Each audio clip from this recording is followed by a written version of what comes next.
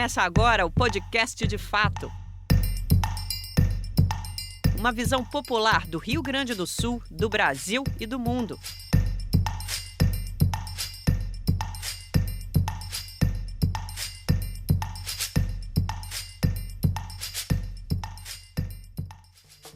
Está entrando no ar o podcast De Fato, uma parceria do Brasil de Fato RS com o Sind Bancários, gravado no Estúdio Hall, no Centro Histórico da capital gaúcha. Meu nome é Clara Guiar, eu sou repórter estagiária do Brasil de Fato e, como vocês podem ver hoje, infelizmente não temos a presença da nossa querida Kátia Marco por motivos de força maior, mas vou apresentar o programa junto com a companhia da Ayrton Centeno. Salve, Clara! O nosso entrevistado de hoje já esteve aqui e está de volta, e há muitos motivos para o seu retorno. Da primeira vez, deu uma aula sobre a teologia do domínio, hoje aplicada por muitas das igrejas neopentecostais, entre elas a Igreja Universal do Reino de Deus. Mas ele também é muito antenado nas questões de redes digitais e do poder avassalador que elas têm de ditar escolhas e comportamentos, o que acontece também no campo político e eleitoral. Vamos falar sobre isso, mas não apenas. Ocorre que, além de sua formação como historiador e pesquisador, ele também é escritor e professor de literatura comparada. Bem-vindo novamente, professor João César de Castro Rocha. Obrigado, Clara. Obrigado, Ayrton. Uma alegria voltar a dialogar com vocês. Contigo, Centeno. Vamos lá, então. O João César, eu não sei se você concorda ou não, mas acho que o grande acontecimento dessas eleições, dessa campanha das eleições municipais que nós estamos vivendo nesse momento, é uma coisa, tem muito de disfuncionalidade. Esse personagem que rompeu na eleição paulistana, o cidadão chamado Pablo Marçal.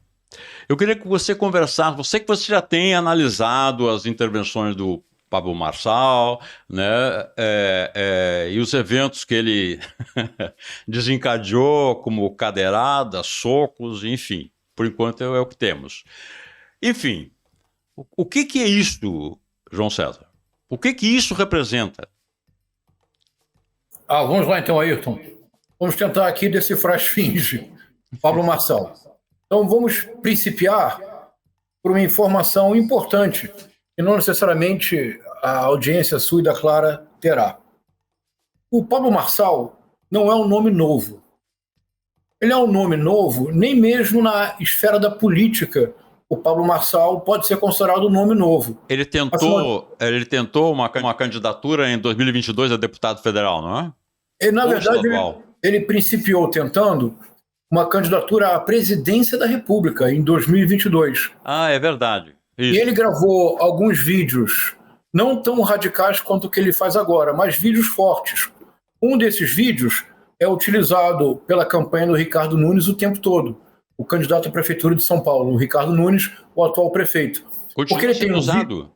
Ele tem um vídeo, o Pablo Marçal, de 2022, em que ele diz com todas as palavras que a diferença entre o presidente Lula e o presidente Bolsonaro é um dedo a menos que o presidente Lula possui.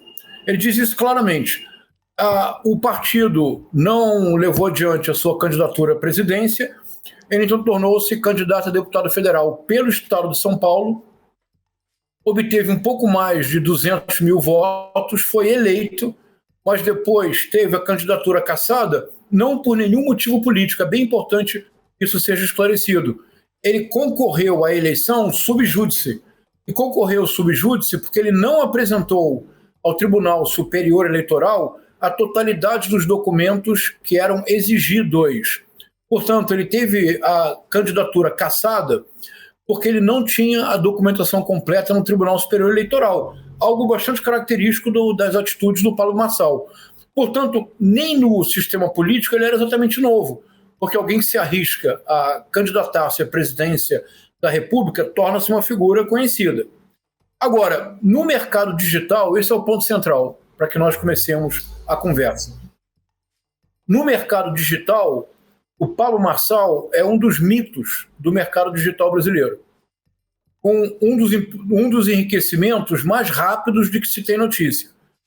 Podemos depois ou as autoridades competentes devem investigar a origem da fortuna assustadoramente célere do Pablo Marçal. Nós não falaremos disso agora, porque nós não somos investigadores. Cabe à Polícia Federal, ao Imposto de Renda, investigar isto. Mas, no mercado digital brasileiro, o Pablo Marçal é um mito, é um nome reconhecido por todos como um dos mais criativos e ousados empreendedores do mercado digital e possui alguns recordes muito importantes de faturamento em campanhas isoladas. Quer dizer, o que é uma campanha no mercado digital? É um conjunto de ações, pode ser live, pode ser entrevista em podcast, pode ser uma série de atividades cuja finalidade é vender um infoproduto num período limitado de tempo. Por exemplo, nós poderíamos agora anunciar um produto, Ayrton. Começa a venda às 15 horas de hoje, após a nossa live, e será válida somente até meio-dia da sexta-feira. Esse período limitado de compras é muito importante porque torna o produto, por assim dizer, mais cobiçável, já que eu estou lhe dando uma oportunidade para comprar nesse pequeno espaço de tempo. Quantidade limitada, às vezes, não? É isso, exatamente. Como sempre se diz, não é? Vagas limitadas, o estoque é limitado. No mercado digital brasileiro, portanto, o Pablo Marçal, ele já é há muito tempo reconhecido como um dos mais competentes nomes na dificilíssima tarefa de tornar-se visível na miríade de ofertas do mercado digital. Então, esse é o Pablo Marçal. É um mestre na difícil técnica de, tornar-se conhecido. É o primeiro passo do mercado digital. O seu rosto, o seu nome devem tornar-se uma marca. Como é que você faz isso no mercado digital? Em 99,99% dos casos, você gasta muito dinheiro fazendo o chamado tráfego pago. Isto é, anúncios que levam o seu nome e o seu rosto a serem conhecidos. Ou, em muitos casos, isso é bastante comum, você pode entrar no Instagram e você pode comprar seguidores, Ayrton. Você pode comprar 20, 30, 40, 50 mil seguidores para iniciar o processo de branding, da transformação do seu nome numa marca. Então imaginemos que você se tornou conhecido. Agora as pessoas sabem quem é Pablo Marçal, as pessoas sabem quem é Ayrton, sabem quem é a Clara no mercado digital. É suficiente? Não. É só um primeiro passo. Porque não são apenas Pablo Marçal, Clara e Ayrton que são conhecidos no mercado digital. Há uma multidão de pessoas que se tornaram conhecidas. É necessário capturar a atenção do usuário da rede. A economia da atenção. É o que você chama de economia da atenção. Isso é interessante você explicar esse negócio. Vou explicar. Foi levado da área comercial para a área política, né? Então, vamos lá. É justamente isso. Então, vamos lá. Estou sendo claro, né? Primeiro, tornou-se conhecido. Segundo lugar, eu preciso capturar a atenção, de modo que você volte na minha rede, de modo que você assista mais uma vez o podcast, de modo que você procure no Google o meu nome para saber quem eu sou. Há uma série de técnicas para capturar a atenção. Essas técnicas são técnicas muito, muito usadas no mercado digital no mundo inteiro. Nós podemos questionar, Ayrton, e devemos fazê-lo, a ética dessas técnicas. Porque são geralmente técnicas que envolvem virulência, violência verbal, atacar os outros, lacrar para tornar-se visível e capturar a atenção. Agora imaginemos que nós conseguimos capturar a atenção de 1 milhão de seguidores, porque nós temos 1 milhão de seguidores que constantemente interajam com o nosso perfil. É suficiente? Não. Vem agora o momento mais difícil. Ainda mais difícil que tornar-se conhecido, ainda mais difícil que capturar a atenção. Eu preciso converter a atenção capturada do nome que se tornou conhecido na venda de um infoproduto. Esses são os passos fundamentais do mercado digital. A diferença é que o mercado digital é um grande funil. Veja, tornou-se conhecido. Imaginemos, 200 mil pessoas em 4 horas. Capturar a atenção, 2 mil pessoas em 5 horas. Converter a atenção capturada em venda, 10 pessoas. São os que se tornam, de maneira legítima, milionários com as ofertas que fazem no infoproduto. Qual é a lógica que está por trás disso? É um conceito criado por um economista chamado Herbert Simon, em 1971, muito antes da difusão do mercado digital, da vida digital. E o conceito apenas tornou-se cada vez mais atual, urgentemente atual hoje em dia. O que é a economia da atenção? O Herbert Simon, que era economista de profissão, ganhou um prêmio Nobel, aliás. Não por esse estudo, por outro. O Herbert Simon parte de um princípio que está na base da ideia de economia. A única razão pela qual existe uma disciplina de pensamento chamada economia, a única razão pela qual existem economistas como profissão é porque aquilo que rege o mundo, ou aquilo que dominou o mundo até ontem, nunca foi abundância, Ayrton. Sempre foi a escassez, claro. Veja, se nós três aqui tivéssemos no banco à nossa disposição 300 milhões de reais, provavelmente não estaríamos aqui agora, não é verdade? Estaríamos em Ibiza, Paris, eu não sei onde, estaríamos gastando dinheiro. O que rege o mundo, na verdade, da economia é a escassez. A economia é um pensamento que tenta driblar o fato concreto de que o mundo é regido pela escassez. Agora, economia dá atenção de maneira lógica. Agora, o que é escasso é a atenção humana. É que é um problema também, né? Porque tem que fazer uma gritaria, porque tem muita competição, né? É isso, nas justamente, redes, Ayrton. né? É isso, Ayrton. Então, porque veja, o paradoxo da economia da atenção é que a capacidade humana de aprendizagem, a capacidade humana de se concentrar, é fundamentalmente a mesma, desde o período romano até hoje. Há alterações, mas não são radicalmente significativas. Nós não podemos aprender tudo que desejamos, nós não podemos dar conta de vários elementos ao mesmo tempo. Você não consegue... Há um ditado popular, você não consegue assobiar e chupar cana. Há um limite do que você pode ser feito. Então, na economia da atenção, quando Herbert Simon, em 1971, criou o conceito, ele tinha uma ideia muito nobre. É que, ao tornar o problema conhecido de todos, ele tinha a esperança de que as tecnologias que fossem criadas ajudassem não na difusão, mas na concentração da atenção. É o oposto. Hoje, a grande dificuldade é que nós temos mais ofertas de conteúdo do que em qualquer momento da história do Homo sapiens. Mas a nossa capacidade de aprendizagem e o nosso alcance de atenção continuam o mesmo. Olha, nós não temos visão periférica profunda. Isso desde o Paleolítico Superior até hoje. Então, o que acontece aqui atrás de mim, eu não tenho ideia do que está acontecendo. A economia da atenção é justamente isso. Então, a questão básica é o seguinte: o que é que você faz para tornar-se audível no mundo digital e visível? Você tem que gritar mais alto do que os outros, você tem que ter um gesto espalhafatoso, violento, você tem que ter um comportamento de choque, você tem que surpreender, você tem que, de alguma forma, para usar o verbo que tornou-se onipresente no mundo contemporâneo, você precisa lacrar o tempo todo. Há limites para isso.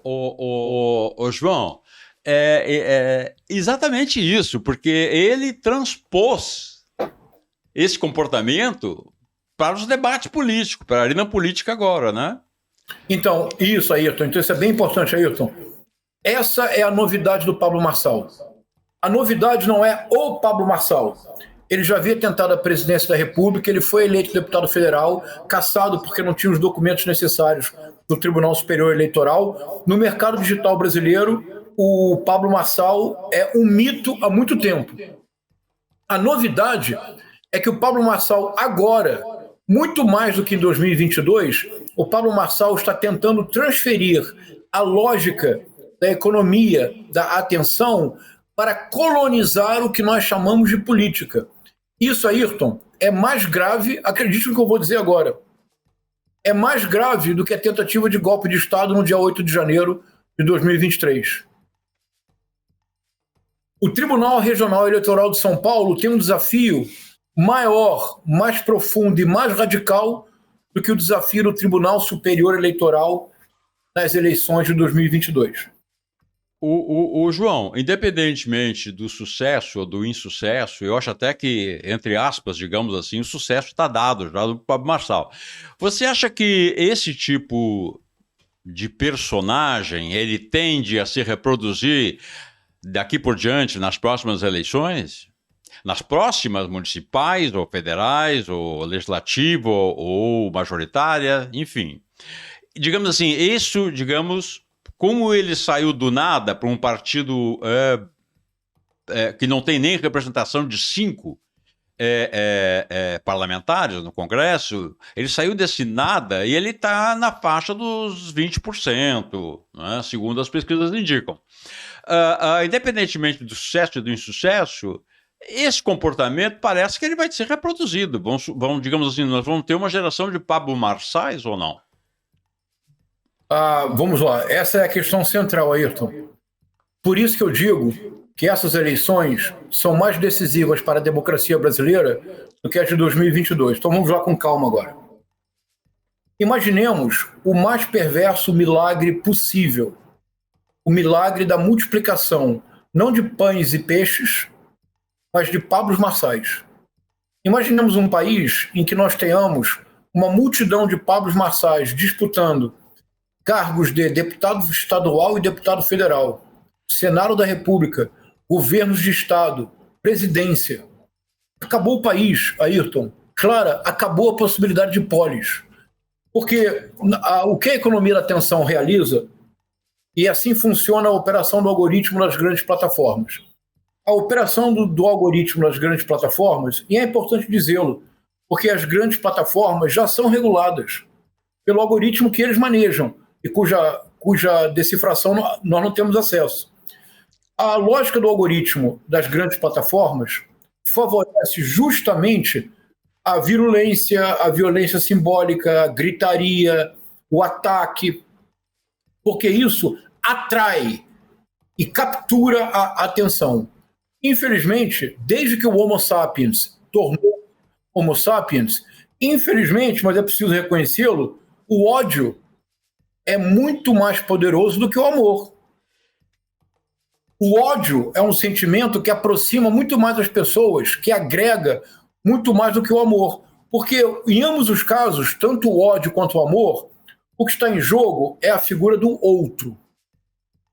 No amor, eu abro mão de uma parte de mim para incorporar-me ao outro, para que o outro faça parte da minha vida. É um gesto de generosidade, o gesto do amor.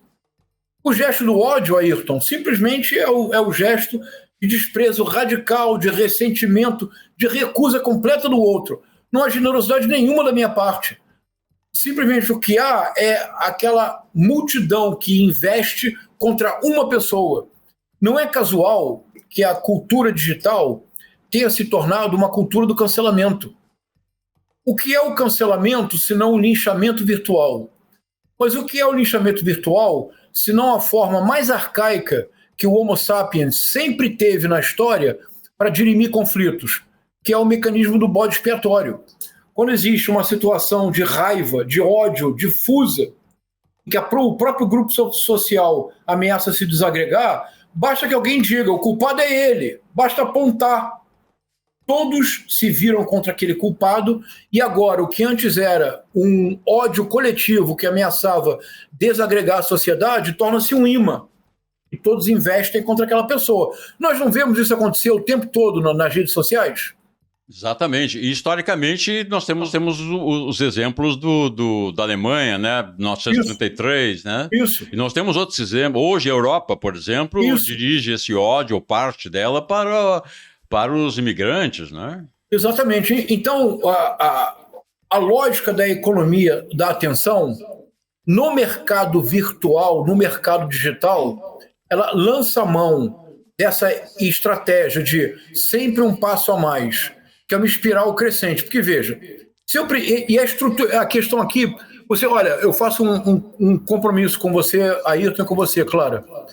Eu não vou utilizar um único adjetivo para falar do Pablo Marçal. Eu vou apenas descrever o comportamento dele. É suficiente.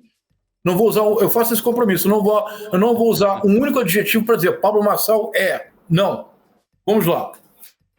Do ponto de vista estrutural, a maneira como as plataformas hoje estão organizadas, seria necessário mudar o algoritmo das plataformas. Hoje, você tem uma tríade que é fatal para as democracias em todo o mundo.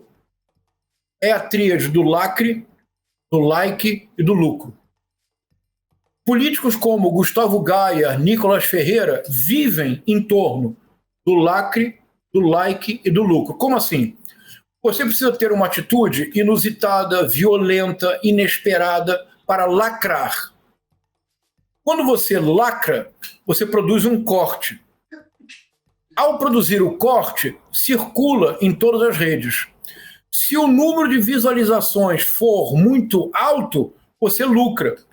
Você lucra pela monetização assegurada pela visualização, você lucra porque você aumenta seu número de seguidores, você lucra porque você pode vender um novo curso, você tem capital político, porque você se torna mais conhecido. Agora, vamos lá. O Nicolas Ferreira colocou uma peruca oxigenada, deliberadamente desgrenhada na cabeça, no Dia Internacional da Mulher, Clara, e disse que era Nicole. No caso, nota ao pé de página, o Brasil é um país tão excepcional que nem Freud é necessário, não é isso? Porque está tudo à flor da pele, não tem nem inconsciente, né, Ayrton? Ali tudo à flor da pele. Então ele coloca uma peruca loura, deliberadamente desgrenhada, diz que é Nicole. Ele tornou-se, nos 7 dias seguintes a essa ação, o nome mais comentado, discutido e procurado nas redes sociais brasileiras. De acordo? Pergunto para vocês, se amanhã o Nicolas Ferreira voltar a colocar uma peruca loura desgrenhada e disser que é Nicolezinha, vai lacrar da mesma forma como a primeira vez? Não mais, porque ele já fez. Ele agora precisa fazer algo mais radical, e mais radical, e mais radical. Estruturalmente, a lógica que hoje rege as plataformas exige uma radicalização constante, a tal ponto que hoje no Brasil o radicalismo político de extrema-direita não é apenas ideológico, ele é sobretudo um nicho de mercado. Qualquer pessoa que faça declarações absurdas, como aquele ex-CEO do grupo G4, eu não contrato esquerdista. Deus me livre de ter mulher CEO. Isso é tudo calculado, Ayrton, porque ele pode ser odiado por 50 milhões de pessoas. Mas o Brasil concedeu a Jair Messias Bolsonaro 58 milhões de votos. São Paulo está concedendo a Pablo Marçal um patamar estável de 20% de preferência do eleitorado. Transforme isso em venda de infoprodutos. Transforme isto em monetização. Uma parte considerável da radicalização discursiva, e eu demorei a compreender isso, Clara. Demorei muito, Ayrton. No primeiro livro que eu escrevi sobre o tema, o Guerra Cultural e Retórica do Ódio, de 2021, eu não fazia ideia disto. É um livro, portanto, falho nesse aspecto. Somente 2 anos depois, quando eu publiquei Bolsonarismo, da Guerra Cultural ao Terrorismo Doméstico, é que eu incluí essa dimensão na análise. O radicalismo, a radicalização é um motor financeiro de monetização nas redes. O Pablo Marçal está trazendo isso para o universo da política. As consequências serão desastrosas. João, até é o seguinte, né? Porque todos nós sabemos que é aquela história, né? Que a política é a arte de compactuar, de dirimir conflitos, né? De ajustar perspectivas diferentes, né? E assim sendo, ela impede que as pessoas se matem, não é? Para discutir sobre qualquer coisa, seja o que for. Então a política é essa maneira, digamos assim, de colocar algodão entre cristais e permitir que as pessoas convivam em sociedade, convivam na polis, como citaste há pouco, né? Como a cidade, enfim, na sociedade humana. Agora, esse caminho que tu estás descrevendo, ele vai no sentido de eliminar, digamos, a política tal como a conhecemos, como mediadora das paixões humanas. E nós vamos ter uma coisa muito grave, como nós estamos tendo já. Tem vários exemplos disso, né? Mesmo lá em 2022, nós tivemos aquele assassinato de um partidário do Lula que estava festejando seu aniversário, chegou um sujeito e a tiro, matou o sujeito na festa de aniversário, que é uma coisa completamente absurda, né? E esse tipo de evento vai se tornando com muita frequência repetido. Né? Essa é a questão central, Ayrton. Vamos lá, então. É claro que nós somos brasileiros em 2024, e se algum de nós tivesse uma visão idealizada da política brasileira...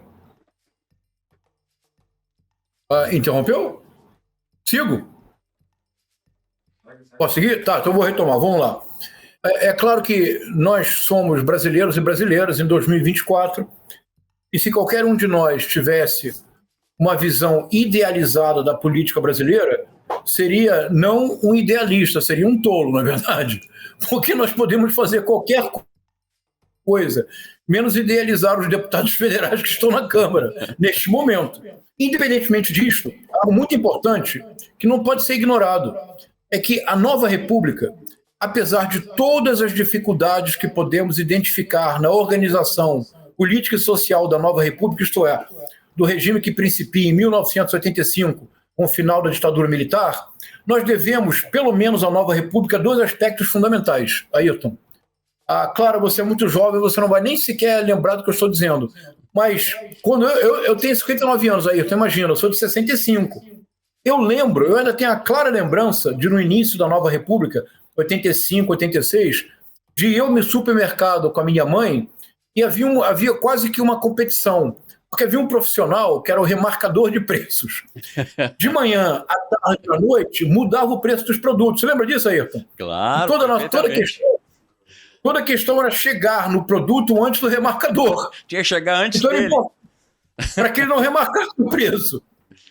Então, a estabilidade da moeda assegurada pelo Plano Real é uma conquista civilizatória. Civilizatória. A estabilidade política, igualmente. Olha, Ayrton, de 1989 a 2022, pela primeira vez na história da República Brasileira, nós tivemos 10 eleições presidenciais. O vitorioso nas urnas foi empossado. Tivemos no meio do caminho 2 impeachments. As instituições seguiram adiante. Em 2022, tivemos a maior tentativa golpista deste país desde 1964. As instituições resistiram. O presidente Lula eleito, o vice-presidente Geraldo Alckmin eleitos, ambos foram empossados e o governo segue. Então, não podemos idealizar a política no Brasil, mas não podemos ser cegos e negar que nós temos hoje uma estabilidade política que nunca tivemos na história da República Brasileira. Portanto, a política é muito importante. Há um cientista político que eu sigo, o Cláudio Couto, ele tem um canal no YouTube que se chama assim, Fora da Política Não Há Salvação. É isso. Porque qual é o objetivo último da política? O objetivo último da política, Ayrton, claro, é criar uma mesa onde as pessoas sentem, negociem diferenças e aprendam a fazer concessões. Não há política, Ayrton, se você não estiver disposto a fazer concessão. Você não pode sentar numa mesa de negociação e dizer, bom, o que eu quero é 1, 2 e 3. Enquanto eu não tiver 1, 2 e 3, não há negociação possível. Neste caso, o que não é possível é a própria negociação. Então, o que a tentativa de colonização da política pela economia da atenção, o que representará é um golpe mais completo, mais radical do que a tentativa do 8 de janeiro de 2023. Porque, neste caso, uma figura como Pablo Marçal, o que ele está fazendo, o que ele está conseguindo, que é gravíssimo. Ele está desmoralizando não o Ricardo Nunes, o Guilherme Boulos ou o Otávio Tamaral. Ele está desmoralizando de maneira definitiva o processo eleitoral. Ele está desmoralizando de maneira muito ameaçadora a justiça eleitoral, porque ele sistematicamente descumpre todas as regras, desrespeita todas as leis e afirma que pode fazê-lo porque as multas são pequenas, ele pode pagá-las. Então, nesse caso, se a economia da atenção tornar-se o fiel da balança no mundo da política, não haverá mais política. Este será o verdadeiro golpe de Estado que o Bolsonaro não conseguiu dar.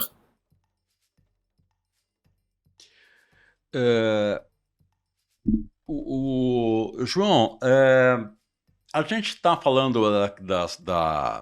da eleição brasileira e desse personagem, né? Agora, nós temos uma eleição aí pela frente que é tão ou mais importante que as nossas eleições municipais, que é a eleição dos Estados Unidos, né? Eu sei que sai um pouco do seu enfoque, mas você já parou para pensar do que o mundo será com uma eventual eleição do Donald Trump? Vamos lá. Essa questão é decisiva, tão decisiva quanto as eleições agora no Brasil, mas no plano transnacional, evidentemente. É importante que nós percebamos o movimento que hoje acontece no mundo. É um movimento muito semelhante à época da Guerra Fria, mas não necessariamente por motivos ideológicos, como no caso da Guerra Fria. No caso da Guerra Fria, iniciada por volta de 1949, o que realmente estava em jogo era a disputa de visões de mundo. De um lado, uma visão capitalista, de outro, a visão comunista. O que estava em jogo, de fato, eram concepções muito distintas. Livre mercado contra estatismo e etc. O que está em jogo hoje é algo similar, mas não é mais ideológico. Isso é bem importante. Porque o Trump não está sozinho. O Trump, hoje, tem um aliado fundamental, que, aliás, tem tentado interferir nas eleições brasileiras. Por isso, não é tão distante da realidade brasileira quanto parece. A figura que tem tentado interferir na política brasileira é a figura que é o modelo do pobre Pablo Marçal e do Tales Gomes, do grupo G4, aquele que disse, mulher CEO, Deus me livre. É o Elon Musk. O Elon Musk, que se encaminha a passos céleres para ser a primeira pessoa na história da humanidade a possuir mais de $1 trilhão, de ser o primeiro trilionário da história, comprou o Twitter, transformou em X, que é como ele chama suas empresas, transformou em X e tornou o X um território livre para a difusão das piores teorias conspiratórias da extrema-direita. Apoia de maneira aberta todos os autocratas da extrema-direita. Todos. Recebeu há pouco tempo o Nayib Bukele, de El Salvador, que o Pablo Marçal tem agora sempre remetido ao nome do Nayib Bukele como sendo o seu modelo, mais do que o Bolsonaro. O Javier Milei é uma outra figura sempre recebida com loas pelo Elon Musk. E o Elon Musk está apoiando abertamente a candidatura do Donald Trump, e mais do que isso, o Elon Musk, há mais ou menos um mês, difundiu nas suas contas, na sua conta pessoal no X, um vídeo falso da Kamala Harris, um vídeo produzido, a chamada deepfake, produzida com inteligência artificial, em que a Kamala Harris dizia I am a puppet of the deep state, ou seja, eu sou uma marionete do Estado profundo, que é a maneira como a extrema-direita norte-americana se refere ao sistema, é o deep state. É fake, é a chamada deep fake, é a fake news profunda feita com inteligência artificial. Quando ele foi criticado por usuários, ele disse não, mas a paródia continua sendo livre nos Estados Unidos. Não é a paródia, é um período eleitoral em que ele está difundindo um vídeo falso, que é uma fake news absurda, que utiliza com técnicas de inteligência artificial a imagem e a sincronia da voz da Kamala Harris para que ela diga o oposto do qual ela crê. Então, a vitória do Donald Trump, que eu creio que não vai ocorrer, mas hoje no mundo há essa pulsão, Donald Trump e Elon Musk, a vitória da Kamala Harris será muito importante porque, entre outras coisas, haverá a possibilidade de que outros países do mundo façam o que o ministro Alexandre de Moraes teve a correção jurídica de fazê-lo. Vou repetir. A vitória da Kamala Harris pode ser fundamental para que outros países tenham a coragem de fazer o que o ministro Alexandre de Moraes fez com correção jurídica. Isto é, o X precisa adaptar-se às leis que há no Brasil. E é importante que isso ocorra em todo mundo. Então, a eleição nos Estados Unidos é rigorosamente fundamental para o cenário internacional, incluindo aí o Brasil.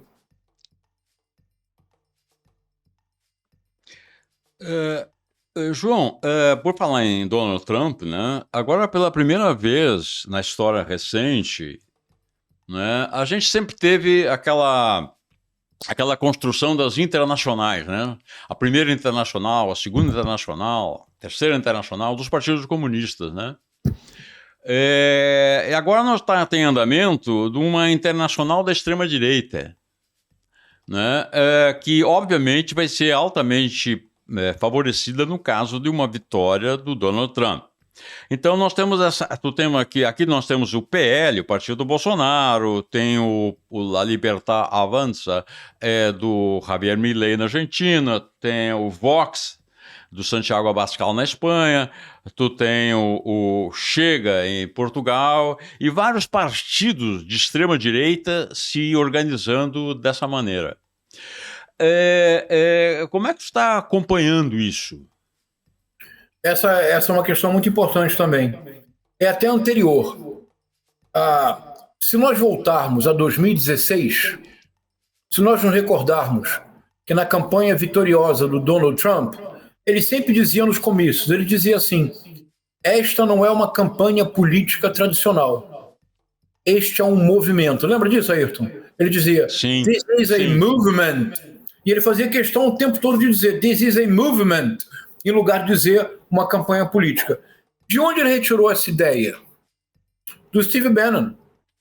O Steve Bannon, antes de cair em desgraça, e agora voltou à prisão, o Steve Bannon, antes de cair em desgraça, o Steve Bannon criou o que ele chamava de movement, um movimento. O que era o movement do Steve Bannon? Era uma internacional de extrema-direita.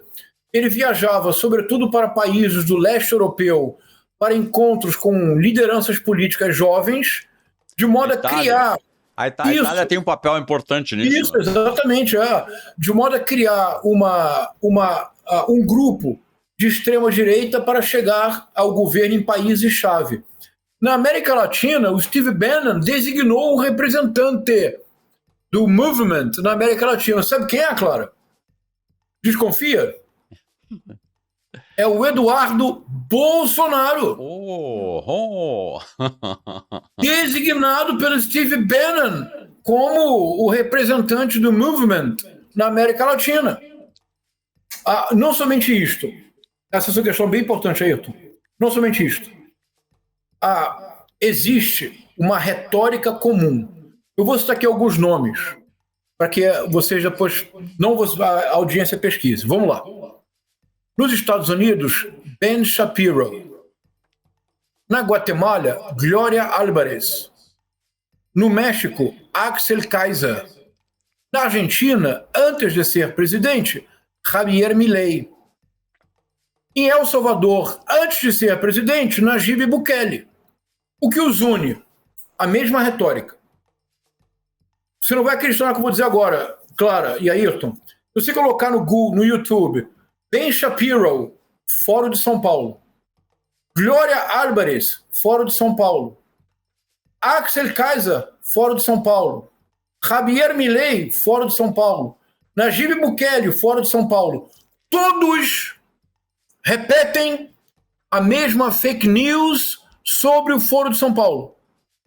Se você colocar Ben Shapiro, Gender Ideology, Axel Kaiser, Ideologia de Gênero, etc., você vai encontrar o mesmo discurso. Portanto, a extrema-direita não apenas se apropriou com enorme inteligência da potência do universo digital, como a extrema-direita gerou um discurso comum com estratégias retóricas similares que são utilizados em vários países ao mesmo tempo. Com que objetivo? Esse é o ponto fundamental agora. Com que objetivo? Por isso eu dizia que nós voltamos a uma situação similar à Guerra Fria, mas sem aquela carga ideológica. O que acontece aqui hoje, vou propor aqui para a nossa reflexão. Vejamos o que vocês acham. O capitalismo hoje enfrenta a sua maior crise. Isso é bem importante, Ayrton, se o que eu propor agora se fizer sentido. A grande crise do capitalismo hoje é que não existe capitalismo sem uma ideia-força. Assim como o que estava por trás do comunismo, que, olha, hoje é fácil as pessoas dizerem, comunismo, que loucura. Olha, a ideia do socialismo, do comunismo, moveu centenas de milhões de pessoas no século XX, Ayrton. Centenas de milhões de pessoas. Por quê? Porque havia uma ideia-força por trás do socialismo e do comunismo. Era uma ideia generosa de que seria possível criar um mundo no qual não apenas a cada qual segundo as suas necessidades, algo que já está em São Paulo, mas acrescentava Marx, no comunismo, a cada qual segundo as suas capacidades. Ou seja, nunca foi o propósito utópico do comunismo criar uma sociedade igualitária, isso é uma loucura. Era criar uma sociedade onde as pessoas pudessem desenvolver o seu potencial. É uma ideia-força poderosa, não é? Certamente. Aí, com a experiência histórica das sociedades comunistas do século XX, é preciso hoje, todas as pessoas que mantenham posição de esquerda, precisam acrescentar um adjetivo. Tem que dizer esquerda democrática, defensora do pluripartidarismo, defensora da religiosidade livre, defensora da alternância no poder. Não é possível ser de esquerda hoje ingenuamente, depois de tudo que aconteceu historicamente na União Soviética e em outros países. De acordo?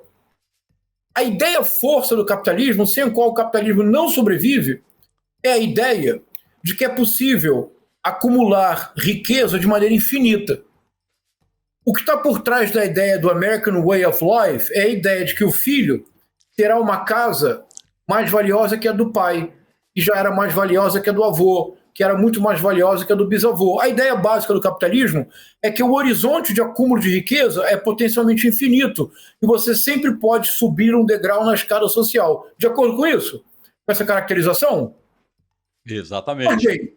O que os acontecimentos, como as mudanças climáticas e tal, né?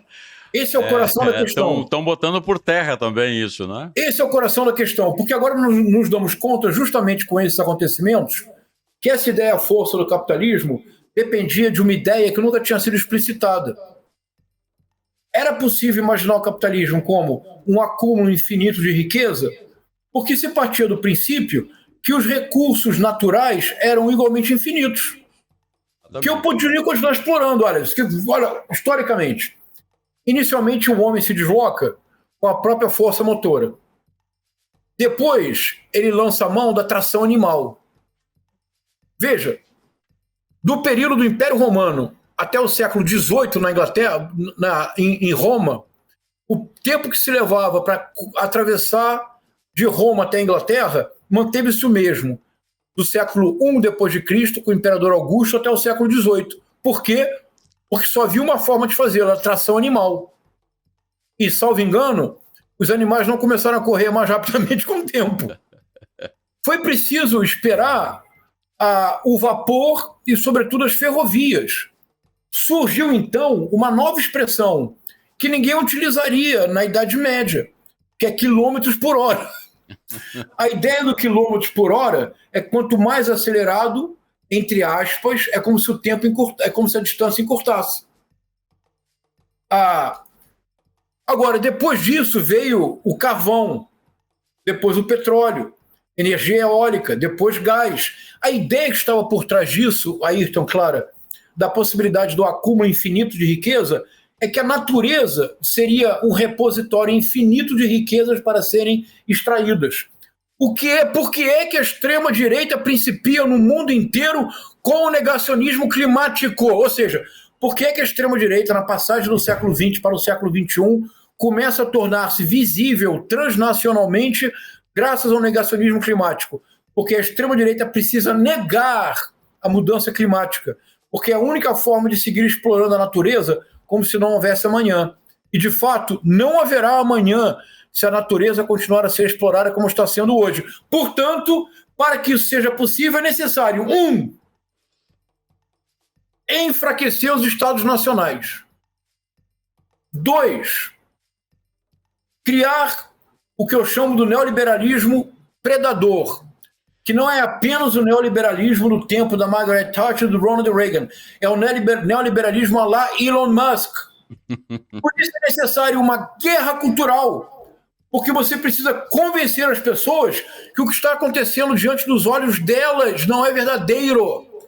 Uma pessoa hoje que negue que a mudança climática é produzida pela ação humana não é um negacionista qualquer, é um negacionista que insiste em manter os olhos bem fechados, porque se ele, bem fechados dentro de casa, porque se ele sair à rua ele vai perceber a mudança do clima. Agora, isso só é possível com governos autoritários. Somente governos autoritários levarão adiante algo inédito na história das espécies animais.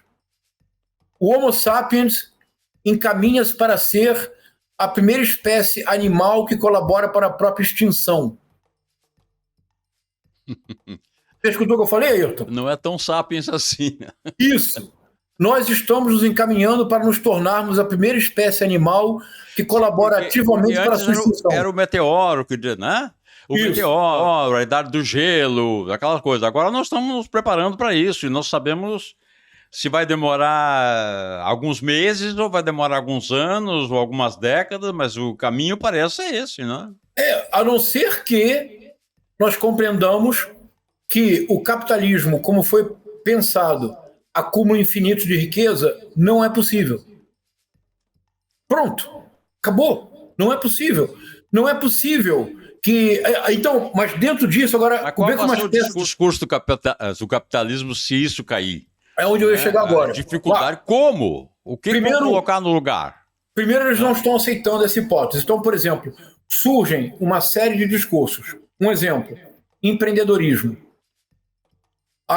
O que está por trás da ideia de empreendedorismo, primeiro, é um individualismo exacerbado, é uma total falta de preocupação com o coletivo, que é a única forma possível de continuar predando a natureza como ela sempre foi explorada.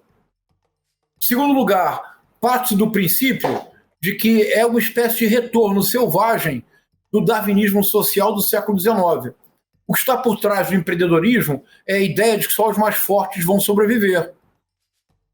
Isso cria algumas ideias assustadoras. Há pessoas hoje, por exemplo, vou dar um exemplo com nome, sobrenome e história.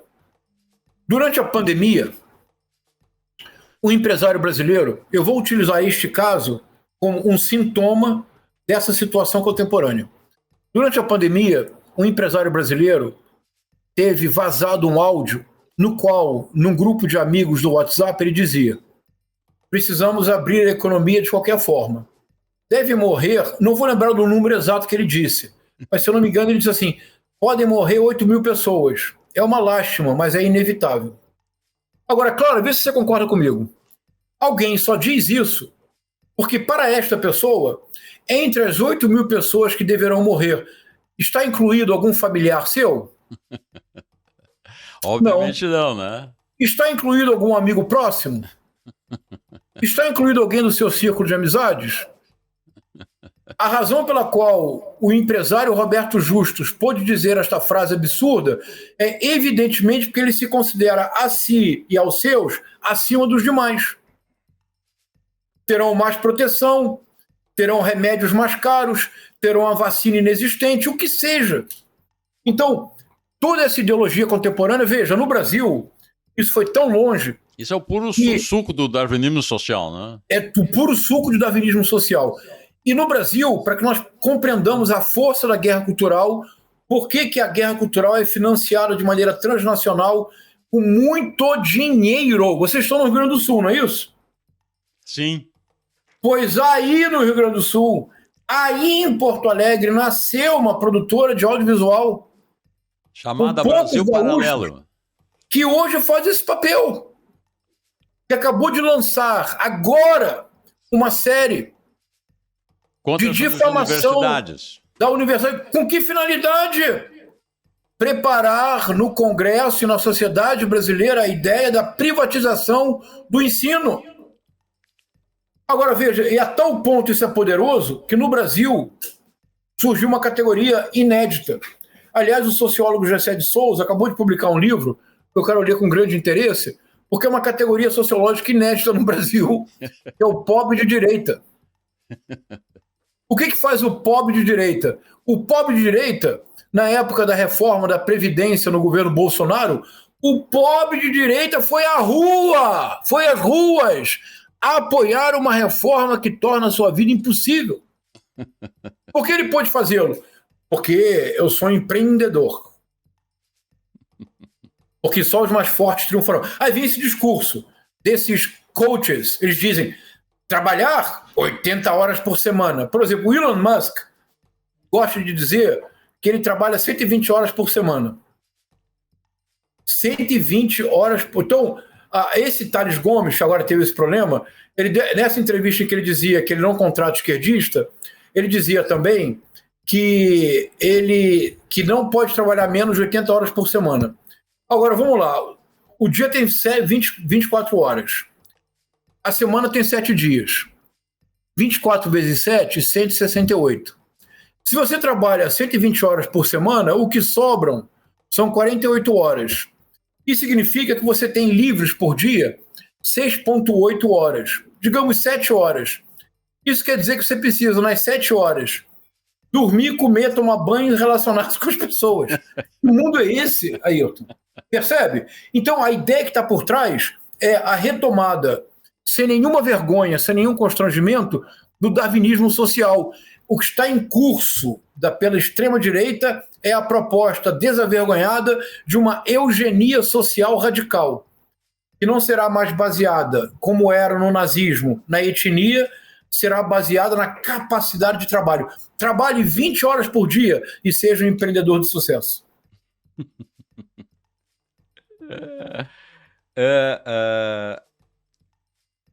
Tem uma coisa interessante que era o seguinte, né? Que eu acho que isso que você está dizendo agora é que ajuda a explicar, por exemplo, né? Eu vejo o caminho aqui pelas ruas e percebo, e na propaganda também na TV, o quanto de candidatos que se diz de direita, ou então direita de verdade.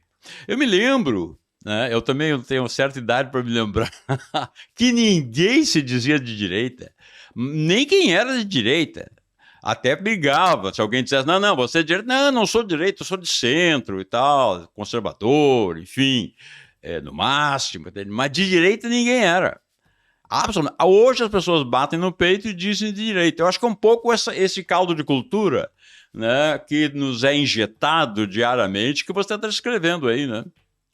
É isso, mas também tem outra questão que nós temos que abordar da maneira mais clara possível. É a seguinte...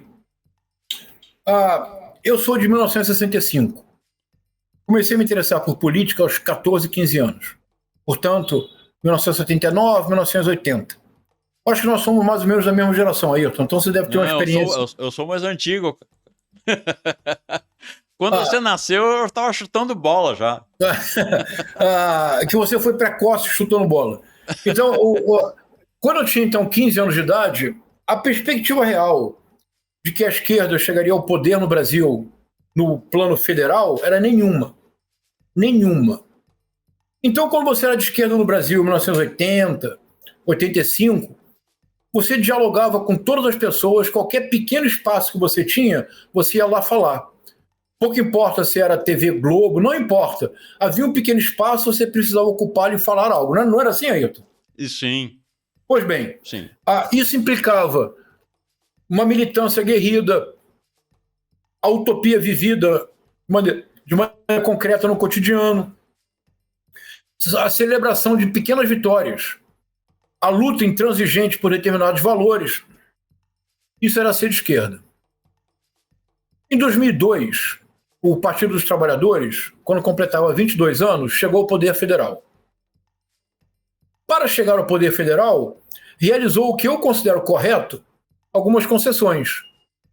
O Lula deixou de ser o líder sindical barbudo do ABC, ele cortou o cabelo, aparou a barba, usou um terno bem cortado e escreveu a Carta aos Brasileiros, em que basicamente ele se comprometia em manter todos os acordos e todos os contratos feitos em governos anteriores. Eu repito, eu acho que ele fez bem, Ayrton. E tendo um empresário como vice-presidente. O José Alencar, exatamente. Senão, mais uma vez, ele perderia a eleição, como ele perdeu em 89 por Fernando Collor de Mello, e as duas eleições seguintes foram particularmente duras para o presidente Lula, porque ele perdeu ambas no primeiro turno. Exato, o único por Fernando Henrique. Nas duas ocasiões, o Fernando Henrique Cardoso venceu no primeiro turno. E eu acho que eu creio que o presidente Lula agiu corretamente. Eu acho que em algum momento na vida você tem que fazer um balanço entre o ego e o projeto, e você tem que pensar o que é mais importante. Eu, particularmente, sempre acho que o projeto é mais importante que o ego. Então, acho que se o presidente Lula dissesse me manterei fiel à minha base sindicalista do ABC, ótimo, belíssima biografia. O primeiro líder sindical brasileiro a ter uma repercussão nacional, um homem de grandes méritos, que veio do nada e tornou-se uma figura de importância nacional. Se ele tivesse decidido manter-me-ei só se fosse Michel Temer, né? Se ele tivesse decidido se manter fiel ao passado de sindicalista, nós não poderíamos hoje dizer presidente Lula, de acordo? Certamente. Mas se ele tomasse essa decisão, eu respeitaria. Eu acho que seria um equívoco, mas respeitaria. Sim. Vamos lá. Agora, imagina que você é um jovem e você não nasceu em 1965 como eu, você nasceu em 1985. Em 2002, você tem 17 anos. Imaginemos que você nasceu em 1995. Em 2002, você tem 7 anos. De 2002 a 2024, houve 6 eleições presidenciais. 2022, desculpe. De 2002 a 2022, houve 6 eleições presidenciais. O Partido dos Trabalhadores venceu 5, e na única que não ganhou ficou no honroso segundo lugar, obrigando a realização de um segundo turno. Para quem nasceu a partir de 1985 ou a partir de 1990, o establishment é a esquerda. Exato. É uma circunstância que, para a nossa geração, Ayrton, era totalmente impossível. Mas já para a geração da Clara, a pessoa pode dizer: eu sou oposição. Antissistema. Eu sou oposição ao sistema, eu sou de direita, porque eu sou oposição. Você precisa dizer para ele: calma, como assim? Faz sentido. Porque de 2002 a 2018, 16 anos de governo de esquerda. De 2022 a 2024, mais 2 anos. O PT já está no... desculpe. De 2012 a 2016. O PT já está no poder no Brasil. Nos últimos 22 anos, o PT esteve no poder federal por 16. Se nós não considerarmos esse fato histórico objetivo, nós não compreenderemos a ascensão da direita, especialmente entre os mais jovens. Não é a única explicação, Ayrton. Há muito também do meio digital, da realidade digital. Mas esse ponto específico do Brasil é assinalável. Tirando o Partido Comunista na China, claro, o maior partido de esquerda do mundo é o Partido dos Trabalhadores. Não existe outro que tenha 44 anos de trajetória coerente, que tenha 6 eleições presidenciais, mas veja mais ainda, desde 1989, nós tivemos, então, 89, tivemos 9 eleições presidenciais ou 10? Teria que fazer a conta.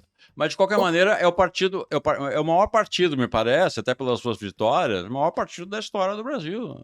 Sem dúvida. Então, nesse sentido, é compreensível que hoje um jovem de 18 anos, ou hoje um jovem de 24 anos, diga: não aguento mais a esquerda no poder, sou de direita. Esse é um fato objetivo que eu acho que nem sempre é considerado devidamente.